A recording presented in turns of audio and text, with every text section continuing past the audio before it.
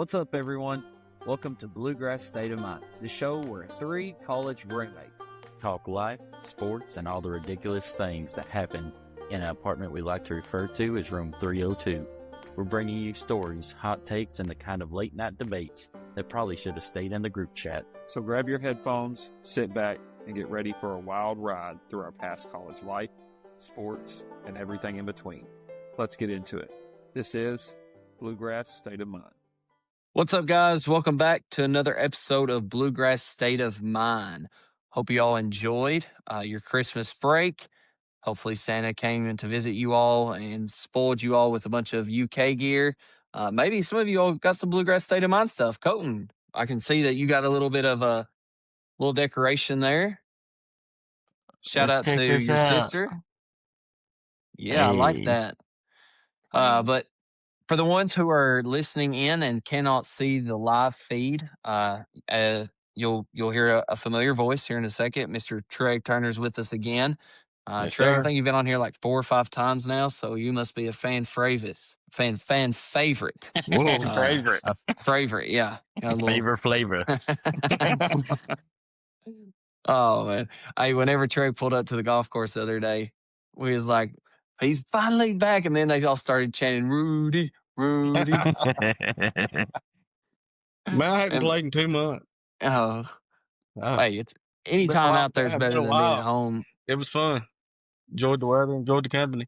Yeah, how about that? 70 degrees oh man, in the middle or at the end of December. It's It'd be crazy. nice to be able to go golf. Yeah, Mason, you'll get there again. Well, fellas, let's get into some Kentucky basketball. Kentucky's had their little break, but the last game that they did play was against non-conference Bellarmine Knights, and Kentucky improves to 9-4 on the season. They won the score of 99-85. As far as I'm gonna go over a couple of stats, then we'll kind of break it down. Field goals, Kentucky was 33 for 56 at 59%. 3-point field goal had a breakout game. 16 for 30 at 53%. Free throws, we were 17 for 24 at 70%. Total rebounds, 29. We had 24 assists, 10 turnovers, 8 steals, and 5 blocks. Now, as far as individual stats go, playing a big role in our big breakout 3-point field goal percentage and makes that game was Kam Williams. Kam Williams had a career night, 26 points, was 8 for 10 on threes. This was one of the more historic 3-point shooting nights of a Kentucky player in program history. Mo Dioubate continues his effort, just being, everywhere, being that glue guy. He had finished with 20 points, and then Otega Owe was nearly had a triple-double, had 10 points, 10 assists, and 8 rebounds. Trey, did you get a chance to watch this game? I know a lot of people probably didn't take a lot into this game just because it was, I thought was it played on it was a Tuesday at noon. Yeah, Tuesday at noon. So, but did you get a chance to watch this game? Yeah, we were out of school, so I got to watch it. Some takeaways from that game then. Obviously Cam shooting the ball. That was number one. Especially we didn't know if Lowe would play, didn't know how much Quaintance would play, which was obviously limited. So I didn't mind it from Pope, honestly. Keep those guys healthy as best you can, especially in the stretch we're about to go into. But, everybody's been harping on the 3-point shot, and to see Cam go out there and do what he was recruited to do was definitely the bright spot that I took from it. Yeah, slowly you can see, I guess it started with, somewhat of the Indiana game, but more so that St. John's game. Second half, you see Cam finally hit 2 threes, and you could see the confidence. Mason, I know maybe you wasn't really maybe, I guess, known for as a shooter, but being known as a shooter, what does that do for your confidence? For him, and I in the post-game show, I don't know if you all talked about it, but I loved hearing his thoughts on that. He was like, you got to carry it over the next shot. You got to take it. And then if you don't take it, it just destroys your confidence. So is that something that he was just missing? Was maybe it was just the confidence? Was the shooting always there? I mean, I know you spoke highly of him coming off from where his 3-point field goal percentage he was at his last go around with his last team. Yeah, I mean, the common saying, shoot or shoot, right? So you shoot your way into a slump, you shoot your way out of a slump, and that's just what he was in. He was in a slump, right? I mean, you don't come out and hit 8 threes in a single game if you're not a shooter. And been saying it all year. He shot 41, 42% last year for a reason, right? He was just timing was off, footwork was off, release was off, whatever it may be. Lost some confidence, like you said, but it's good for him to have a game like this, against a Bellarmine, get some confidence back, and hopefully that leads over into SEC play and he can keep it rolling and, kind of be that guy for us that can really stretch defenses and they have to get out there and guard him and open up some other lanes for some other guys. Cohen scored 99 points. I know we talked a little bit about this, and you had sent something on our group text too. Offense looks good, especially the second half. But does this concern you at all about our defense? Because it's kind of like we've done a complete 180. The Indiana St. John's, we made it really scrappy. Our defense is kind of what was the glue. We showed, I thought, what our identity was. Does this worry you going into SEC play, or was this just one of those games? As Treg, I know you was a coach. Is this one of those games that you just look on the schedule and you kind of get a little lackadaisical? What was thoughts on that, Colton and Treg? Yeah, I mean, look, Christmas was 2 days later. I mean, you're off for a week and a half. You just come off 2 big wins. Lowe doesn't play. Quaintance plays 8 minutes, I think. So it's hard to really read a lot into it. As far as I will say this, the only thing that really concerned me of that game is I think we've seen an early effort issue early in the season. And we talked about it on the live the other night, how we just wanted to get out of that game with no injuries, which we did. Kind of. Brandon Garrison kind of got hurt, but I think he's okay. But other than that, we also talked about how we just didn't want to revert back to poor effort from the first couple games. And that's the only thing that downside to that game I could really see is that what if our effort is kind of do we just kind of flip it on and off? Because effort has been the first 2 seasons of Pope era, there's been times when the effort's kind of been questionable at times. And I don't know if it's because of leadership. I don't know if what's going on with the guys. But yes, I know it's Bellarmine. I know it's hard to focus. But at the same time, what happens when you go on the road to an SEC opponent and they start hitting a few threes early? Do you just kind of give up? Do you not care? So that's the only concern I have. But overall, it's hard to read into a game like that. Everyone's ready for a break. Christmas is right around the corner. You come off 2 big wins, and you've got Alabama the next week. So, Yeah. Treg, is this one of those games that you just get lackadaisical? Coming out of the coaching perspective, well, what's the coaching perspective looking at a game like this? Do you have it deep down in your gut thinking, okay, let's just go handle that business? Or is it something, you want to try to scheme, try to maybe throw some things out there that you wouldn't necessarily do against an Alabama or a Georgia, like one of the SEC opponents? Or is it something it's the same thing? Well, I'll be honest with you. The way if I was going into it looking at it, I don't know. Offensively, it was going to be hard to judge because you ain't got Lowe, so it's going to be different. It's going to revert back. So the fact they put 99 points up without Lowe is nice, but the defense. And granted, we didn't have Quaintance, like Colton said, only played 7 minutes. Man, he's a flat difference maker on the other end, on that end, and so that does worry me a little bit because if in terms of handling a thing, yeah, you should have handled Bellarmine defensively with or without Quaintance playing 7 minutes. I mean, Right. Malachi and Garrison have to pull their weight on that end too. So, that is worrisome, especially because Oweh's always been known as a pretty good defender. Um, I was so pleased with Dioubate because that's the guy we recruited when he against Indiana. That was the guy that I was looking for all along. Just Mm-hmm. like he was the guy from Bama. In that game. So defensively, I think we've still got a chance to be better. Obviously, I mean this game, yeah, it could be just a mark on the schedule, but we're going to find out more on Saturday for sure.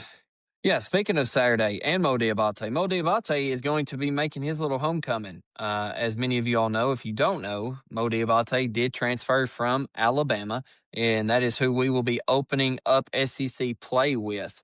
Alabama is 9-3 overall.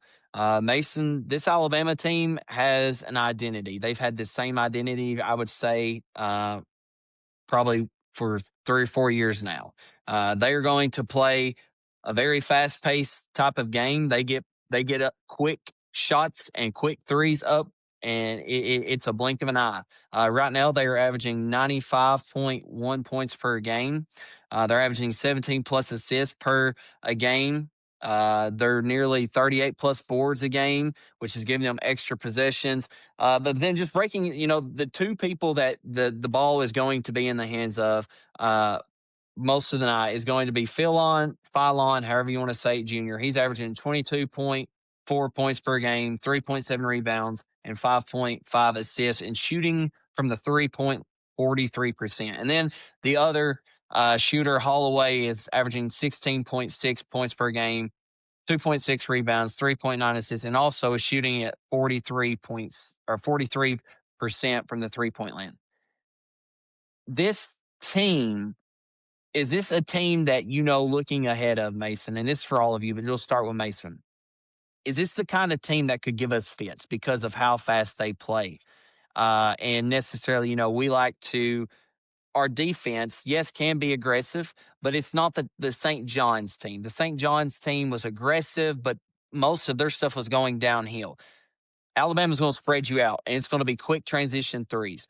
What do you think going into this game? What are you expecting? Is this kind of maybe a kryptonite for the way that we play?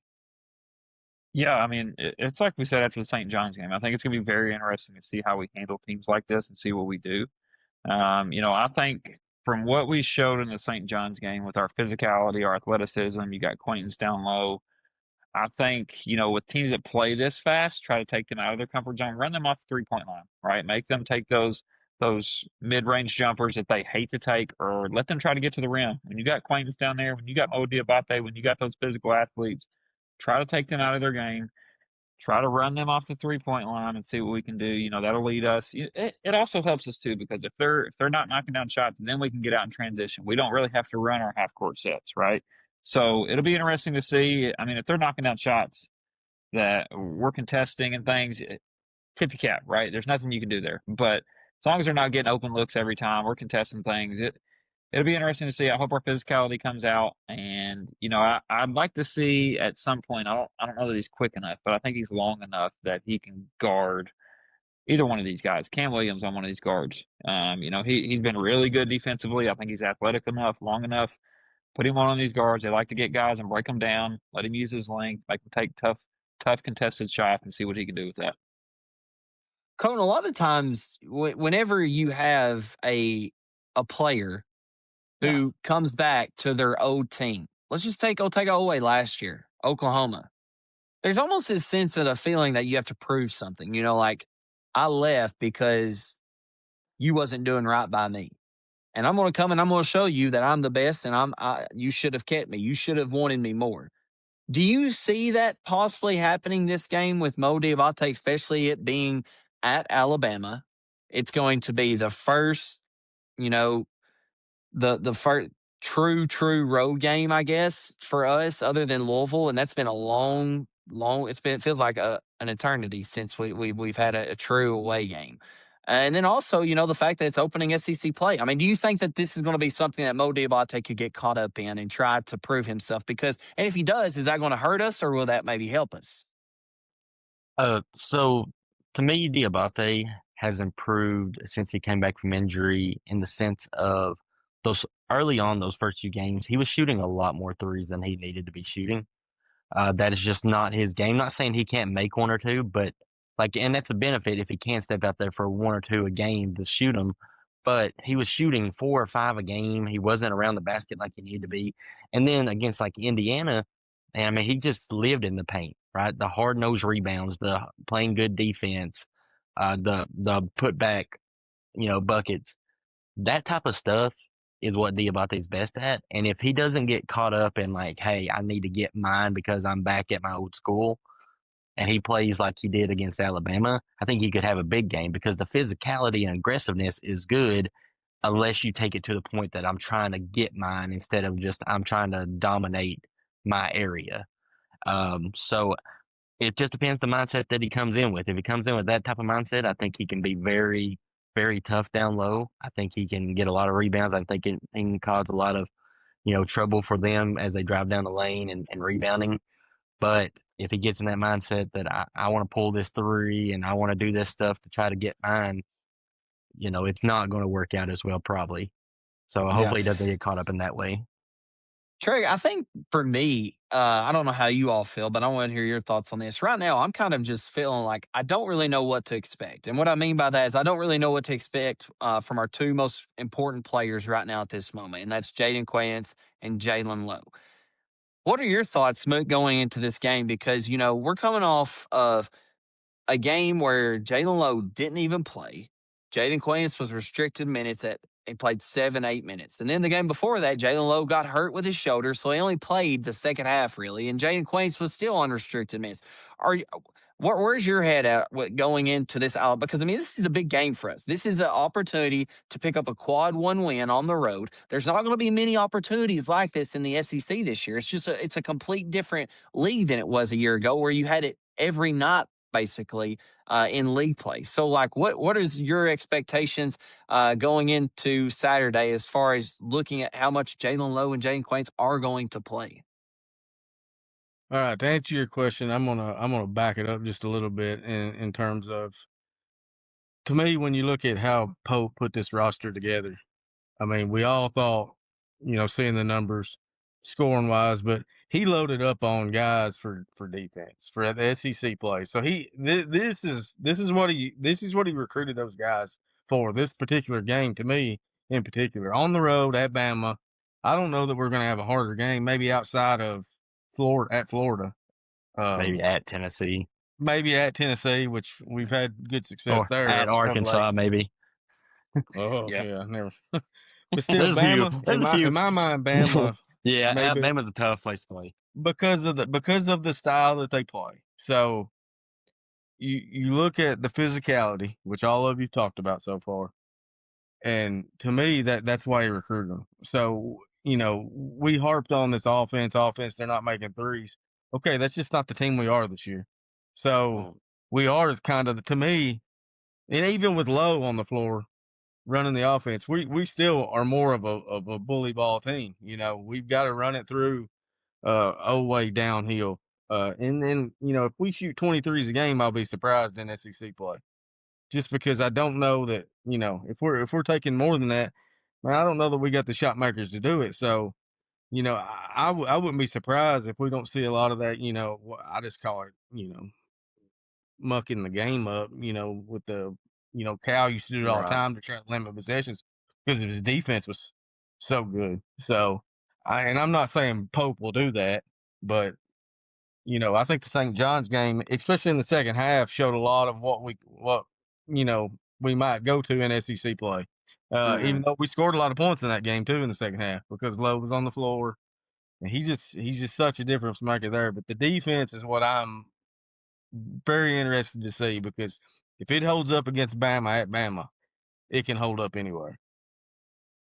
Yeah, I hope so. And I agree with you. I think Alabama, it's going to be our toughest. I can see Tennessee and Arkansas, but for sure, I think especially it's going to be tough for this team. We're at the state of where they're at because we've not played a lot of ball together with our best five on the court. By the time that we get to Tennessee and Arkansas, hopefully by then we have. But who knows? Hopefully come out and we out physical Bama and get the win.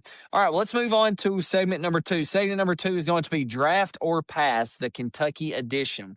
What we're going to do here, we've done this before with Colton and Mason Trigg. Basically, what's going to happen is I'm going to read a statement to you all. You are either going to draft it, meaning that you want it, or you're going to pass on it. And then what I'm going to do quickly is the other ones who have not answered, you can say agree. But if you want to dispute and disagree, go for it. That's what we're here for. All right.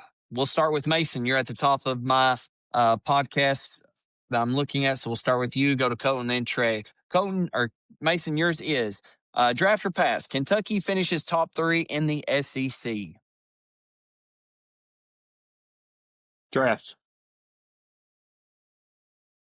Oh, no. Colton, Trey, draft or you agree or you disagreeing with him? I'm going to disagree. I hope I'm wrong. But I think a lot to do with the effort. You'll see on road games. This very first game will come. If we get in there and we get down early and they kind of look like they did against Louisville at times or Michigan State or some of these ones that got out in front of them early, look, the SEC road games are no joke. It don't matter who you go to. Like Georgia's tough on the road. It don't matter what game. And so if that's how they look, if that's the effort that shows, then like I think you're looking at another I think they play 18 games, so I would look at like another 10-8 type year if that's what they show on this Saturday. So I'm going right now. I'd say disagree. I think Can I put in quotations? If we stay healthy? Because I mean, obviously that was going to be my out. If Lowe stays healthy, if Lowe, just Lowe, I don't care about anybody else really. If Lowe stays healthy, yes, but if no, or if you don't, I'm probably a hard no. Actually, yeah. Pass. I mean, if Lowe's not healthy, it's a no. But if we're healthy, then yes. I have us going 12-6 in the SEC. Okay. All right, Colton, draft or pass. Rupp Arena still has the best home court advantage in college basketball.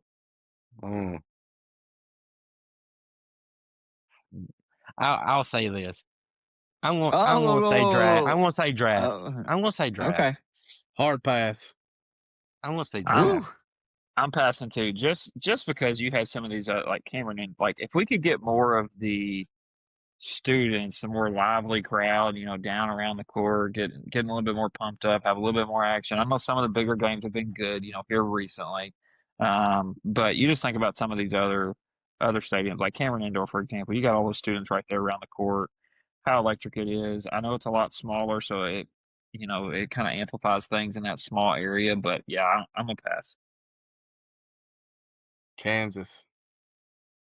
I mean, are we gonna not act like? I mean, maybe not this year with the team. I mean, they have a good team, but I mean, I think Auburn and Alabama have a great like advantage. Their students are right there too.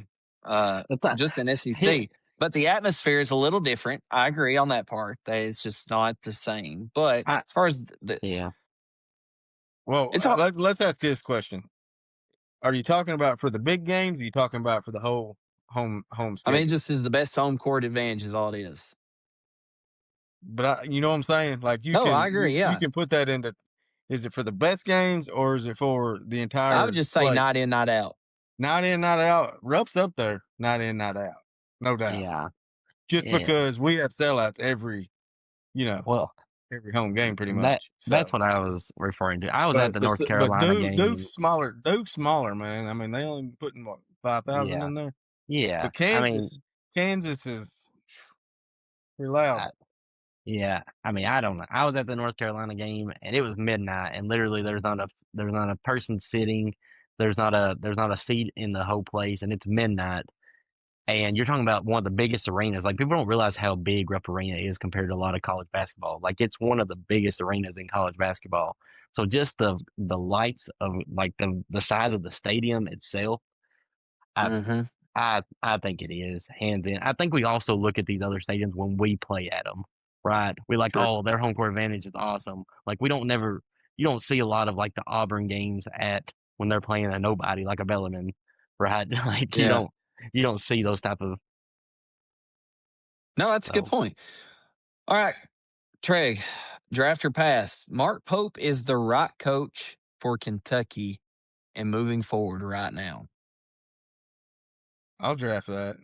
I'm still giving him time. I'm not one of those that. I think we put so much on. We've not even been able to dissect this team completely yet. The fans that really understand basketball. He's not had his whole team yet. So, we all jumped at the Gonzaga game the Carolina game, and I still think he needs time. What he did last year was pretty impressive. Give him a whole roster this year, and let's see what he does, and then make the judgment after that. But I still give him one more year after this year, no matter what. Mason, I saw you agreeing. Colton, are you agreeing or disagreeing? Yeah, I'm going to Okay. agree. I mean, Okay, based on that okay. question, if you'd have worded it a little different, I might have disagreed. If you'd have Okay. said, do I think he'll be here in 5 years? I don't know if I would have agreed with that one. But do I think right now in the time, yeah, he's worth sticking around for at least another year? Okay. All right, we're going to go back to Mason. Mason, draft or pass. This Kentucky team needs one more shooter to reach its ceiling. Draft. I think we can still be really good, but I mean, obviously, another shooter really, really helps this team, especially if Lowe's healthy, getting those lanes. Being able to have that other shooter out there outside of Kam Williams to open up so much more for everybody else, especially Owe as well, getting downhill. So yeah, I'm a draft. Y'all Yeah, drafting that's a too? layup. That's a layup. Yeah, Teams ain't having we too need many we need at shooters. least one more Yeah, shooter. I draft that. Yeah. Yeah. No, I agree. I think it was You an got the easy Anthony draft. Davis question there, Mason. Oh. All right, here we go. I'm going to skip Colton. We're going to trade. Trade. Oh boy. Kentucky can beat any team in the country when playing its best, and I'll put in quote, when healthy. Yeah, I'll draft that too. No doubt in my mind. I drafted too, Plus, they Trey. can I'm be right there beat with by you. a lot of teams too. They really are. If I'm an NCAA team, I'd be scared to death of them. But I mean, you also know that you can beat them. yeah, that's the flip side of it. But the big thing in quotations is when healthy. Colton, do you agree with that? That we can beat any team when we are healthy and playing at our best. And the thing about it is, it's hard for that because we haven't got to see that for an extended amount of period. I think that's where we're all kind of like, okay, that's where we're Yeah. heads at. If like we've only seen small spurts of that. Yeah, it's hard for me to draft because the St. John's game, the second half looked so good, but St. John's also shot the ball so bad. Like they didn't hit anything. I mean, they looked like us, really. It was a battle of two But teams why that is couldn't that? shoot. No, I agree. Why Our is that? defense was great, but if you look, like St. John started out ranked 5th, and they've struggled. Like it's not like we beat a top 10 team. Like we beat a Quaintance didn't need team. no help. That's why they struggled. Do The what? other post players needed help on their big guy. Oh no, Quaintance didn't need it, so I everybody was agree. able to shade to their guy. But Made if the you look, defense so much. but the thing is, we didn't have to worry about them hitting. Like we didn't have to score a lot of points on them. You know what I'm saying? Like, our biggest struggles, even though defensively, is we've had such droughts offensively, and we didn't have to worry about them scoring because they can't shoot the ball either. It was a But we great still win. scored I mean, our 53 in defense the looked second great. half. That's the We thing. did, but they literally didn't hit a shot. Like if they only scored from free throws, like it. I mean, it was no. Our defense is a big credit to that. I'm just saying, like Alabama's going to shoot a lot of threes. If they get to hitting 3 or 4, can we catch them? You know, like, can we do that? Can we play that style? Because you got to play multiple styles to win. We said this last year. We shot the ball well. Last year we couldn't play defense. Now we're playing defense. Can we shoot the ball well enough? You got to win different ways. Yep. All right, last one, and then we'll move on to our next segment. Colton, the pressure or draft or pass. The pressure of the Kentucky job is a positive, not a burden. Yeah, yes, it's positive drafting. I'm drafting. It's a positive. I mean, it's a privilege to get the coach of the University of Kentucky. If you've done it, normally it's because you are considered the best, at least one of the best at what you've done in your profession. I think a lot of Pope. Whoa. Would you say that for Pope, though? I Ooh. disagree. Oh. I disagree. Listen, Pope. Listen, Restate that question, please. yeah. Okay. The question was the pressure of the Kentucky basketball job is a positive, not a burden. And Colton is drafting that, but he said kind of, I don't know if it kind of contradicts what he said, but he did say that usually, and I love the word that he said usually because I think he was kind of throwing an alley oop for us to talk about, is that you have proven yourself to be the best of the best. And Nicole has we've talked a little bit about this, but that's what he had said about Pope, necessarily maybe not being the best of the best and proving himself up to this point. But that was the question. So are you can elaborate on that more, Colton? Go ahead, or we can throw it over to them to. Well, yeah, normally it is. Like, here's the thing. Like, the guys had, like, Cal was proven at least, right? Went to Final Four with UMass. He'd just come off a national championship run with Memphis. Like, he come with that. Like, Mark Pope had, yes, as a player, obviously accomplished great. As a coach, he hadn't even won an NCAA tournament game, which is not what you normally hear from a guy who takes over, unless it was like a older days, Joe B followed Rupp and not all that stuff. But it's just, I think it should be a positive. Like, it should be a privilege. Like, you should be considered one of the best. Like, we're not supposed to bring in guys that we don't think are the best. Like, we don't do like experiments. Billy G was an experiment. One good year with Texas A&M, bad. So we don't do experiments. So, Trey, Mason, are you all drafting that or passing that? I like that, Colton. Go ahead, Mason. I'm passing just because, yes, we are the standard. Yes, we need to hire the best. But still, not even just the coach, the players, like, we're held to a different standard. And that's in the back of every single person's mind, right? It adds pressure. You don't perform. Look at how our fans have been this year, and so I don't. You have guys who want it. You have guys who don't. I still don't necessarily think that it is a positive for that particular person. Does that make sense? No, I think it makes sense. I'm waiting for Trey's answer. I feel like it's about to be a drop the mic. Huge negative. Huge. So you're passing. Oh, heck yeah.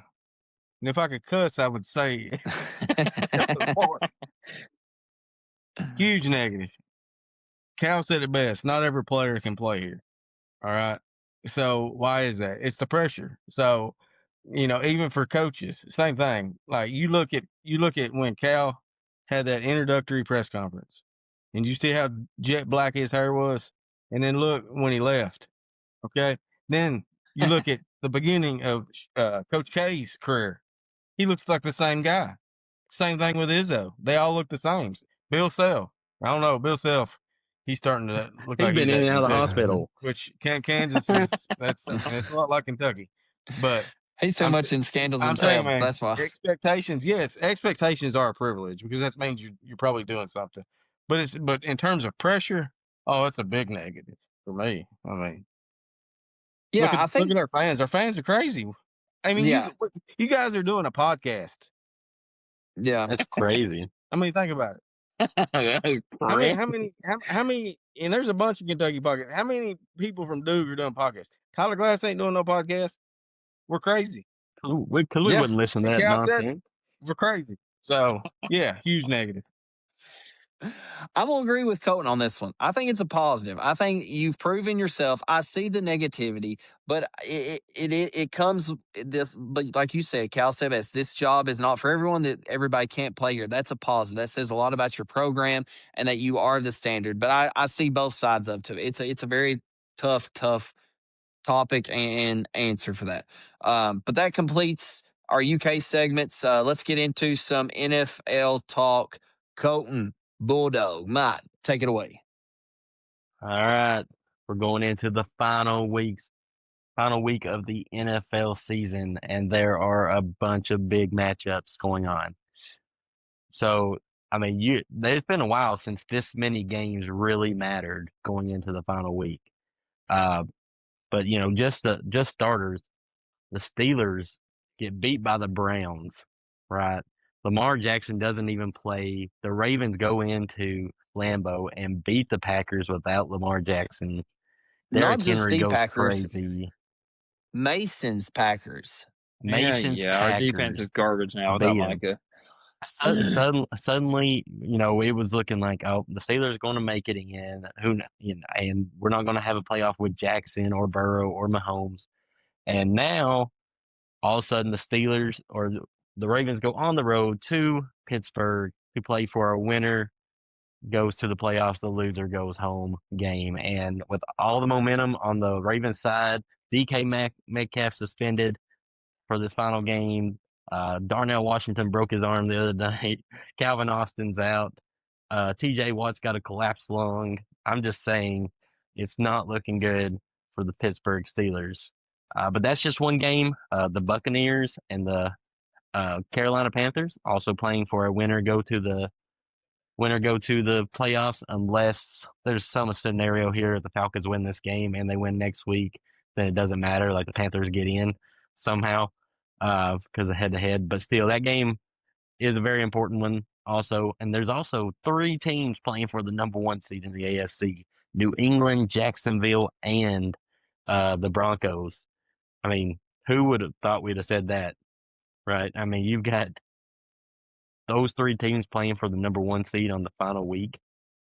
I mean, just Man, crazy. shout out Liam Coleman, though. Hey, man, talk about how do you pick a coach of the year right now? Right? I mean, think about this. Just think about these guys. Liam Cohen goes from they went 4-13 last year, and right now they're 12-4. Ben Johnson, the Bears went 5-12 last year. Right now they're at what, 12-4, or yeah, right, something like that. Or 11-5 now, I think, after that. They're loss 11-5. 11-5, but they went yeah. 5-12 last year. Kyle Shanahan, the 49ers have been completely injured all year long, and yet still putting up 40 points a game and have a chance to have the number 1 seed. I mean, And then you have Mike Vrabel. Mike Vrabel. Sean Payton's turned Bo Nix into the number 1 seed, possibly. I mean, how do you choose a coach of the McDonald. year? What about McDonald? Yeah, Mike McDonald from the Seattle. Mike McDonald. Yeah. But Cohen's done something you're, no coach in NFL history's done. Go from 4-win team to 12 to a wins. 12-win team. Nobody's ever done that. Yeah. So, and he's probably still not going to win. It's been an awesome season, but what do y'all think? I'll ask Treg this one first. Do you think of those 3 number teams, New England, Jacksonville, and the Broncos, do you think any of them are like legit, like Super Bowl, like they could win the Super Bowl? I mean, the AFC is going to consist of all of them, so one team's got to come out of the AFC. I mean, like one of those teams most likely, but I do like New England. Yeah, I was going to say if anyone, I'd say it's probably. I think Drake May, outside of Stafford, he's the MVP. He's man, what a season he's had, just throwing the ball like, dimes everywhere. Stephon Diggs is starting. He's come back as the number 1. Hunter Henry's been a really good tight end. It just comes down to that defense. If Vrabel gets that defense ready for the playoffs, I mean, they could be a tough out because they got two backs too that they can run at you. So yeah. I like New England. Yeah. Out of them 3, Mason, the Buccaneers have lost 7 of their last 8 games, but still have a chance to make the playoffs if the things work out here with Atlanta and all that stuff. Are you taking the Buccaneers over the Panthers? Oh man, I don't know.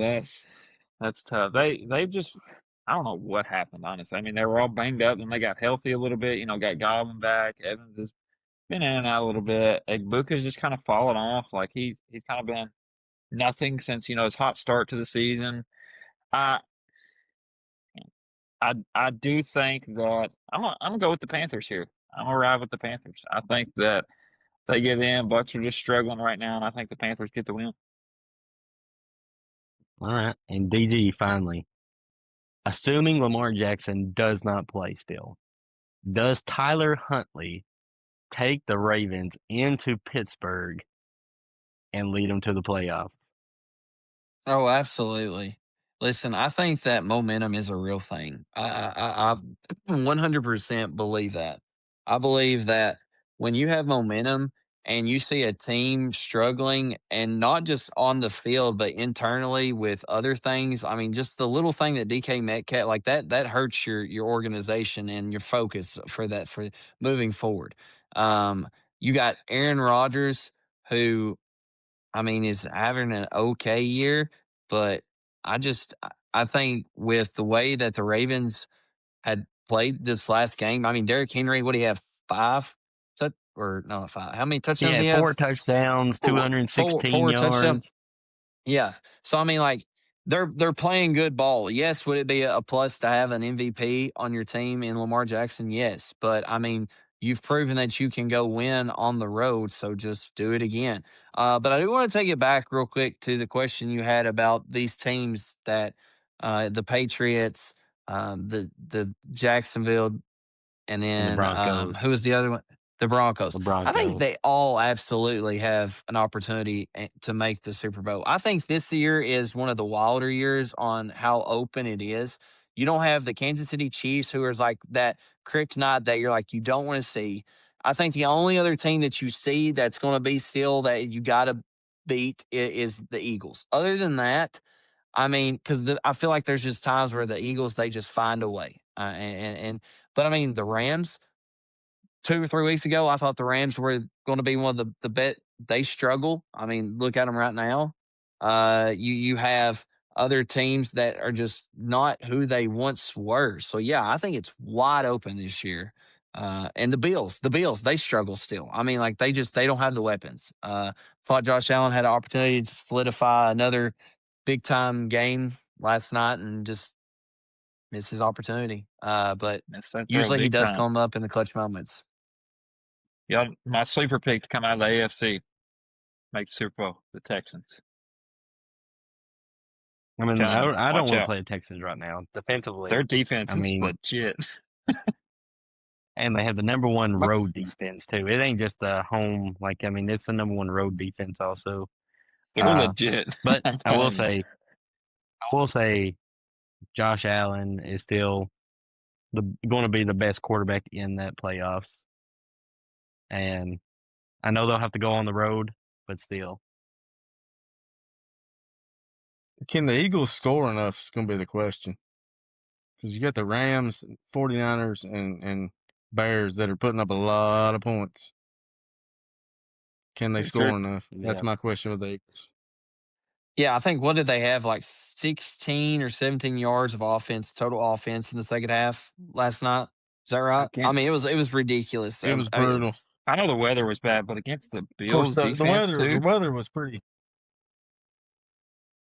Yeah, Yeah. the weather was pretty rough, but still, like they've done that a lot this year with their offense just kind of sputtering along. But their defense though, their defense is real. I mean, yeah, I think we were actually doing a podcast and they were playing one night and they had, I forgot who it was, the Bills. They were playing the Bills. Y'all remember that Texans were playing the Bills Oh and yeah, Josh on Allen got Thursday night, sacked so many times. It was ugly game. crazy. All right, well, let's get into our next little segment, a little fun segment here. This is a blind ranking. All three of you are going to work together to rank this. You all have to be in agreement.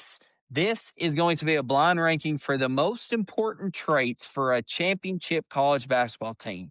I'm going to reveal one at a time, and you all have to rank them 1 through 5, 1 being the best, 5 being the worst. Does everybody understand? Yeah. All right, here we go. Your first one is defensive toughness.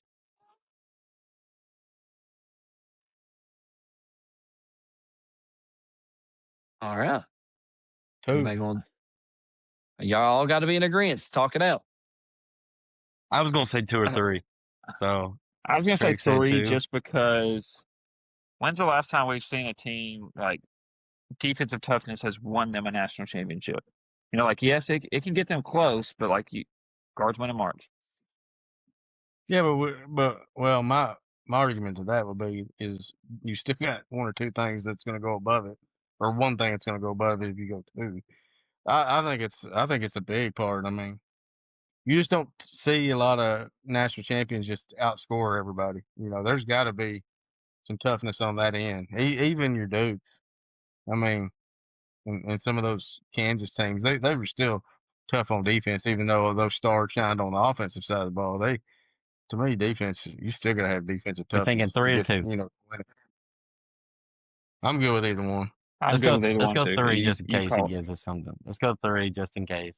3. Start it out in the middle. All right. 3. All around right. Next one. Experience. I'm not going to be that easy to argue against, though. Let me put that. Go ahead. All right. So you all put defensive toughness at 3. Your next one is going to be experience/maturity.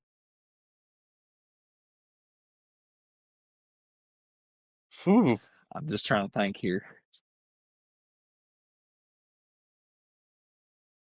Man,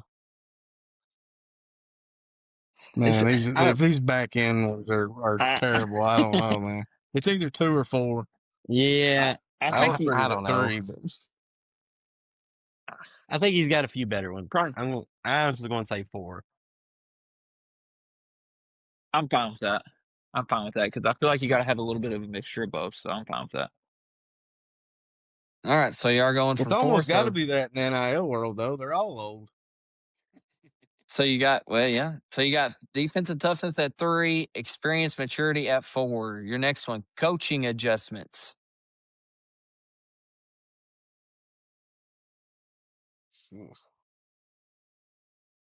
Two. Probably 2. Cal's lost us multiple because of his non-coaching adjustments, too. Oh, gosh. Here we go. I'm going to say 5. Well, I mean, that could be true, too. You just have better players on the court than the other team. Let me tell you something. A mentor of mine told me before I got into coaching, he says, it's the horses, not the jockey. I heard two 2s and 1 5. I mean, y'all got to be in agreement. You came out with a great quote there, so I'm going to go 5. You fired it. You fired it. Okay, so y'all went 3 Wisconsin was better than us. Wisconsin was better than us in That's 2015, pretty right? bad. Wisconsin was better than us in 2015 based off that quote, right? It didn't have anything to do with Cal not making adjustments. Hey, man, we were really good, but they were good, too. Yeah. They were nowhere near what we were. All right, the greatest basketball team of all time. He just plays Ulysses. So are we taking it at 5? Oh, let's stop there. We were still 18. No, look. Let's go back to 2015. Okay, let's revert back. So it was Cal's fault that all those shot clock violations. Those guys not shooting the ball or whatever. No, but that's ultimately what it comes down to. If Cal would have played Ulyss and Booker over the Harrison twins, then we win that game. All right, so Colton, I'm hearing. We're getting off track. We got to stay on. We says, are we going at 5 or are we going at 2? Mason is going 2. Treg is solid at 5. I need everybody to come in agreement. What are we doing? Look, we've had the better. We always praise the players when we win. Here.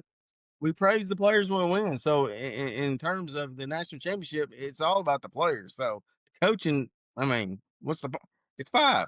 All right, I'm hearing 2 because Mason he's the Bluegrass State. We're going 2. If it was coaching, Krzyzewski would have won 10 or more.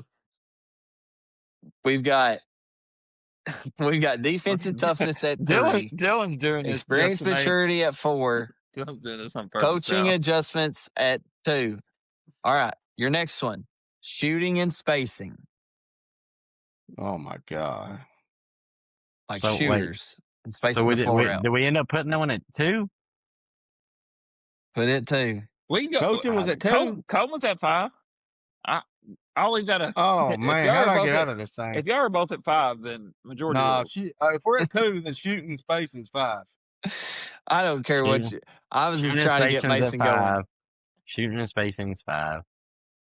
Either one of them's 2. Whichever one's 2, the other one's 5. So however you want to do it. Okay, right, so y'all went. Y'all went 5 with that defensive toughness. Unless Mason thinks it's 1. You think shooting and spacing is 1? I mean, I feel like you got to have good shooters to win.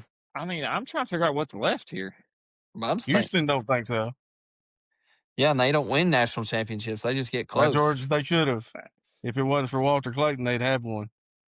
And Walter Clayton was a shooter, and that's why they won. No, Walter Clayton was clutch. Yeah, he was Y'all need to clutch. make a decision. Y'all going? There was I'm no trying to figure spacing. out what's going to be that man left was here. just shooting them over everyone. I'm hoping he's going to give like a good like team camaraderie or effort or something. I'm going to say number one. Chemistry. That's Team what I'm going- chemistry. Team chemistry is what I'm hoping that he's going to pull for number one because I'm all in. So we're 5. The ability to take a charge. All right, here we go. 5. Here we go. So, all right. So, in order so far, you have I would have put it 1. but defensive go 5. toughness at 3, experience maturity at 4, coaching adjustments at 2, elite guard play at 5. Your last one is, or excuse me, shooting and spacing at 5. Your last one is going to be elite guard play. Yeah. Oh, All right. yeah. I can live Yeah, with that We one. got that right. Yeah. Yeah. We got that right. Number Truthfully, 1. Truthfully, we probably. Man, I feel almost good had about y'all. our list. I Thank almost you. had No. y'all. I would have loved. I would have loved for y'all had put coaching or shooting and spacing at 1, and then your elite guard play at 5. I thought I was about to bait Mason right into it. Hey, Hey, no. y'all's list is not bad. You got shooting at here's y'all's list. Listen, elite guard play at 1. 2 is coaching adjustments. 3 is defensive toughness. 4, experience and maturity. And 5 is shooting and spacing. The only one that I felt like you probably could have mixed up that we talked in was maybe shooting and spacing at 2 and coaching adjustments at 5. Nope. I think it sounds like a solid list. Everybody who's listening to this is like, I'm so confused. All right, well, let's get into the last segment of the night. Everybody's been looking forward to it in the sports world. If you aren't following football at all, it's the college football playoff. We are going to be full of different or bowl games. There are going to be 4 different quarterfinal bowl games going on New Year's Eve and New Year's Day. The first one is going to be played on New Year's Eve. Shout out to myself and my brother. Happy birthday to us, New Year's Eve babies. But the Cotton Bowl will be played with Ohio State versus number 10 Miami. Ohio State comes in with a record of 12-1, representing the Big Ten Conference. Pretty much their identity is elite offense and a balanced attack from their QB, their Heisman QB, and running back. Some of their strengths is their power running game, explosive passing, very up-tempo, strong offense, and a great defense. Miami comes in with a record of 11-2, representing the ACC. They like to be aggressive in the secondary, have a quick striking offense. They have a quarterback who has transferred from Georgia. I've went blank. What's his name? Somebody help me out. Carson Beck. Yep. And a lot of people probably just kind of counted them out, but somehow they are here. They went on the road to beat Texas A&M to land this spot in their playoff. Thoughts on this game right away? Colton, send it over to you. You Buckeye married man, about to be married into the Buckeyes for life. Yeah. Look, I think the spread, I don't know if it's changed or not, but it was 9.5. Ohio State was favored. I'm hammering it. Their defense is legit. And look, Ryan Day is taking over play calling from Heartland. Ryan Day also took over play calling before the playoffs last year. After the Michigan loss, Ryan Day took over the play calling after the Michigan loss. So he's taking over play calling again. Their defense is legit. I don't see Miami. I think Carson Beck's going to throw 3 interceptions. I think Ohio State wins Miami's defense actually is pretty decent. But I do think that eventually Ohio State wins like a 27-10 or a 24-3 type game. Mason, quick thoughts on this. I'm going to upset here. I'm going with the U. I think they got a little momentum right now. Ooh, I like that. I think, like Colton said, Miami has a really good defense, and saying, he's never really been in this position before, a lot of pressure. That defense can get after him a little bit. I think it's going to have to be Miami's defense that wins this game for them. Their offense, like Colton said, Ohio State's defense is so good. I don't know if they're going to be able to score a whole lot, so I think their defense is going to have to force, 2 or 3 turnovers, put them in good field position. But I'm going with the U. Colton might not make it out alive if the U comes out with a win, but we'll see. We'll see. Trey, what do you think about this game? Is this going to be a cakewalk for the Buckeyes, or could you see a possible upset here? I'm going Ohio State. Colton laid it out pretty good. I don't know about a hammering, but I do like Ohio State. I do too. I'm going with Ohio State, but I love the confidence that Mason has for an upset. I always love a good upset. All right, let's take it to the next bowl game that we have, which is going to be the Orange Bowl. Going to be number 4 Texas Tech playing number 5 Oregon. And we actually have a probably invested interest in this game, as we will be having Will Stein time, coming to the University of Kentucky next year to take over our Kentucky football program. Texas Tech comes in with a record of 12-1, representing the Big 12 Conference. They have a high-power offense with creative play calling. Some of their strengths is their multi-formation that they like to attack. They're very efficient in the red zone, and their defense is very disruptive. The Oregon Ducks is 12-1, representing the Big 10. Their identity is hopefully the identity that Will Stein will be bringing to Kentucky. A very fast tempo, aggressive downfield attack can hit you short field and deep passes. They love to run explosive plays. They also have a defense that bends but doesn't break, and their special teams does have a good role in their execution as well. Treg, who do you like for this game, the Ducks or the Red Raiders? Texas Tech is the best team that the nation knows nothing about. I'm going with Texas Tech. Because of that, on top of Stein needs to get his butt to Lexington. Amen.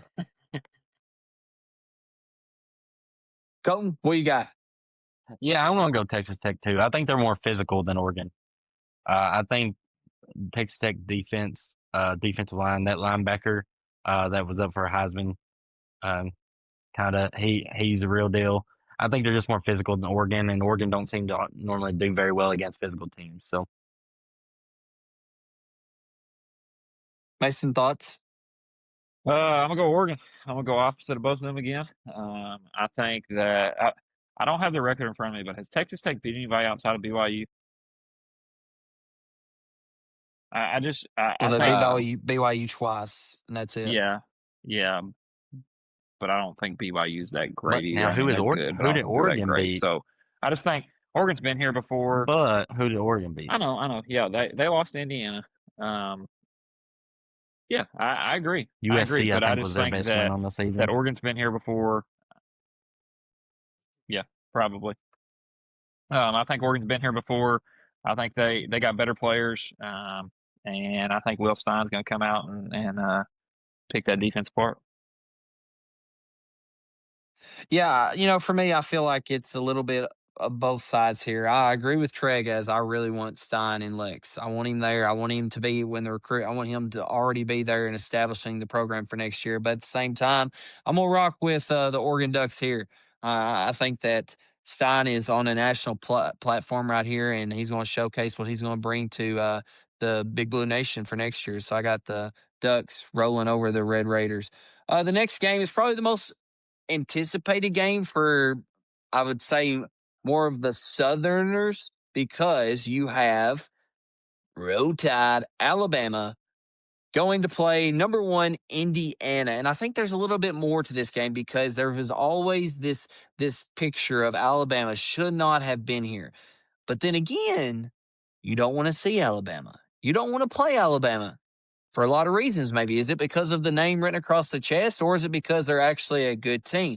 Indiana Hoosiers come in with a 13-0 record, unbeaten, representing the Big Ten Conference. Their identity is a balanced and efficient offense, strong ground game. Their strengths is they're consistent. Their defense is really good, and their offense is explosive at times. Alabama comes in at 11-3, representing the SEC conference. Physical team with dynamic offensive weapons.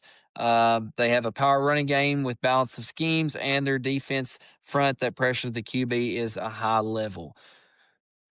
Mason, we'll end it with you on the last one. We'll start with you on this one. Then we'll go to Treg and end with Colton Bulldog. Mason, what do you thought? What are you really looking? Is this one of the game that you're looking forward to the most? If not, it's okay. I feel like that's the game I'm looking forward to the most. Yeah, it probably is the game I'm looking forward to the most. And we've talked about it on here before. We felt like Bama peaked there, about halfway through the season. Maybe that second half of the season there, they really peaked. But I think after peak, Bama can compete with anybody. I've said it all year. I picked them to come out of the SEC. They didn't win that, but I'm going Roll Tide here. I think that, like I said, Bama, if they can get hot, they got to get their offense rolling. I think that's the biggest thing. If they can get some momentum, if Ty Simpson can get back into that form where he played there for 3 or 4 games in a row, I think they can beat Indiana. Like you said, Dylan, I think this is a tough draw for Indiana. I know it's not the same Bama that it has been in the past, but it's still Bama, and they're still really, really good. So I'm going Roll Tide here. I'm going all underdogs. Besides, I guess Oregon's not an underdog, but Trey, you going Roll Tide Willie here? Yes, I will not pick Indiana. I will not pick Tennessee. I will not pick Louisville. I'm not picking Indiana in this one. I do think if Ty Simpson gets time, if he has time in the pocket, I like Bama. I mean, if Indiana gets pressure on him, Indiana definitely could beat them, but I'm not picking them. So I'm going Bama. Oh, in the Ohio State Indiana game, Indiana really showed that they can play at a high level of defense. I feel like a lot of times that's something you question until you see it yourself on a big game. And they did. They showcased that. But is there something that Kirk Cignetti still needs to prove to the nation that he's the real deal? Indiana is here to stay. Is this the perfect opportunity? And do you think that they get the job done? Man, I mean, I feel like we're going to look like dummies if I also take Bama. But, man, I've watched last year's playoffs when all of the top seeds lost because it looked like they all came out so rusty. They hadn't played. And I think that, like, in between week that Bama had to kind of get back into form and get a little healthier. And after they got down to Oklahoma, they looked like the middle of the season Bama. And if they regain that confidence and Indiana hasn't played in 3 weeks or whatever it's been, I just think I could see Indiana coming out a little rusty and Alabama being a little bit more honest. I'm going to Roll Tide. Roll Tide, baby. I love it. I'm here for it too. Mark it down. Everybody who's listening right now, mark it down. Put your money on Indiana. Do we have any? Because we all took Alabama. Go ahead and bet them. Yeah, no chance. All right, let's get into the last bowl game then. We got the Sugar Bowl. Again, it is going to be played with number 3, Georgia Bulldogs, against number 6, Ole Miss. Georgia Bulldogs come in with a 12-1 record representing the SEC. They are physical. Their defensive pressure is always there, and traditionally they are tough to beat, whether it be the players or their head honch leader, the coach. And then the strengths is elite front line on both sides of the ball. They have multiple rush options, and they're just experienced. They've been there before, and that plays a big role in bowl games.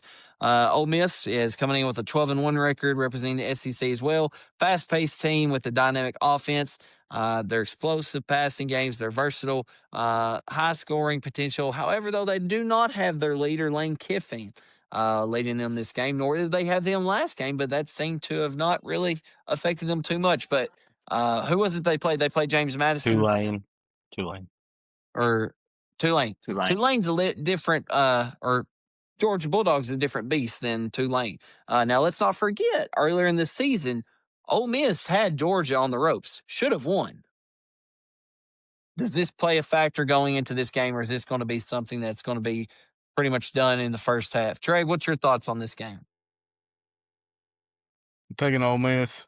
I worry about their defense, but it's a 55.5 point over under. So those boys out in Vegas are expecting some points. So, and that's Kirby Smart's number one thing. So if they're expecting points, I'm gonna take the team that likes to scoreboard up a little more. I'm gonna take Ole Miss. Big call there. Colton, who you rocking with? Give me the Rebels. Give me the Rebels. I think Oh. Trinidad Chambliss is. Listen, I don't know that he's the most NFL quarterback, but I think he's the scariest quarterback in the playoffs right now, based on what he can do with his legs and throwing. I just think he's really hard to guard. I'm not saying he's an NFL type guy like Mendoza or Stein or Simpson, some of these guys, but as far as being able to defend, he's one of the hardest ones to defend right now. And so give me the Rebels. I think that they jump on them early and they're playing very passionate football without Kiffin there. Coach, Mason, should I go ahead and assume you're taking the Bulldogs, or are you going to rock with these two? Go Dogs. Go Dogs. Yeah, give me the Dogs too. Kirby Smart is not going to be losing to the Ole Miss Rebels. How does Colton not take the Bulldogs? I don't know. I figured he was through and through going to go. I told y'all he was a neutered Bulldog. What did I tell you? Listen, my boy Zach we had on here, the Ole Miss. He's got me believing in Ole Miss. He's Ole Miss Rebel. Hey, he was a good one, man. I enjoyed listening to him. Dude, he's the best. He is hilarious. Well, real quick though, Trey, you talked a little bit about it. I gave my input on it. Let's close on a little bit of Kentucky stuff here. Colton and Mason, where is your head at and your feelings about Oregon? I mean, do you want Oregon to win or lose for the sake of Kentucky football? I mean, I want them to win. I think winning can only help, right? Like, I mean, yes, I want him to get to Lexington, but I think if he puts up a great offensive performance, like if Oregon puts up a great offensive performance, like I think it can only attract even better names, right? Like I don't think like losing like attracts any better names, but I think a great offensive and showing how good of offense they are attracts better names, and even maybe some other like Oregon players that are there. That's like, oh man, I've got to follow this guy. So I hope he does well personally. Mason, do you agree or disagree with that? Right there with him. I think that, if he comes out and performs well and when's the championship? 2-3 weeks? I mean, what's January 19th. What's 2-3 weeks? Yeah. I'm ready for him. Yeah. So I mean, I'm ready for him to be in Lex as well, but I mean, like Colton said, if he can come out, put up a bunch of points, and you got all these guys out there in the transfer portal, like, I want to go play for that dude. I want to show my skills. So yeah, I'm right there with you. Trey, you got any closing thoughts with that? No, I want him to lose. I do too, somewhat. I honestly, I mean, just not to be for argumentative sake, but I don't think any of that matters. I think they know where where they want to go, who they want to play for before they even hit the portal. So I want him in Lexington with his staff and trying to put all these puzzle pieces together. Yeah, it's an exciting time in Lexington. Well, appreciate you coming on the podcast with us again, Trey. Always enjoy it. Come back again. For those listening, appreciate you all. Yeah, as always, go Cats. Go Cats. Go Cats. Happy New Year. Happy New Year. That's a wrap for this episode of Bluegrass State of Mind. If you enjoyed the show, make sure to hit that like button and subscribe so you never miss an episode. Also, be on the lookout for our social media pages and be sure to follow them. We've got plenty more stories, insights, and conversations coming your way. And if you really loved it, make sure to share it with a friend. From the hills to the hollers, thanks for tuning in. Until next time, keep that Kentucky spirit strong.